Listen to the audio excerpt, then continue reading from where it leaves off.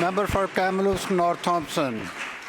Thank you, Mr. Speaker. Well, that right there explains exactly why this NDP government is completely out of touch of what's going on in the forest industry right now. In fact, on Friday, I was at a luncheon with the same member that was just up. He was speaking at the ILA.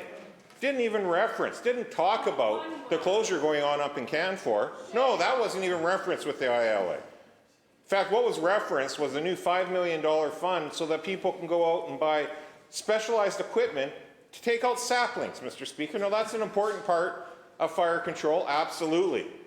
But that's not what the loggers in the audience were looking for. They were looking for a government to actually recognize that they've created the highest cost, most bureaucratic forestry jurisdiction in North America, and they heard nothing for relief and help coming their way. And in fact, the only time that minister heard any applause on anything he said about forestry was just now, because there was no applause for his announcements in Kamloops, Mr. Speaker. When will this government recognize that under their watch, forestry has become the highest cost in North America? Canfor was very clear. The Premier could try to skate away from it, Mr. Speaker.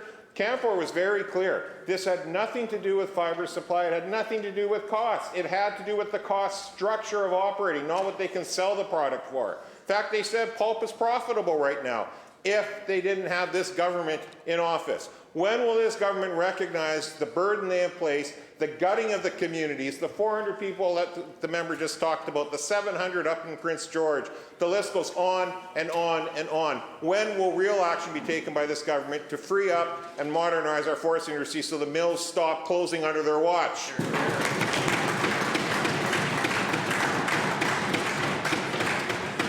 Minister. Thank you, Mr. Speaker. And the decision by Canfor to curtail Polar, to curtail the line on Northwood, to suspend their investment in Houston are absolutely devastating for workers and for their families.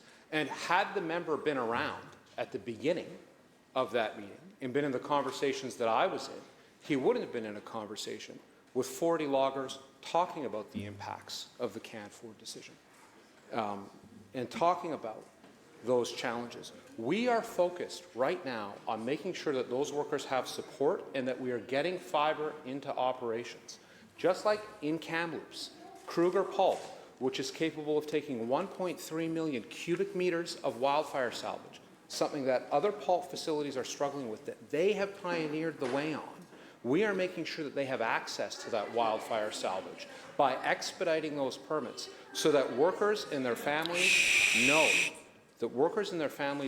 that they have the stability, that they can go to work every day and go home every night, and that they have that family supporting job, Mr. Speaker.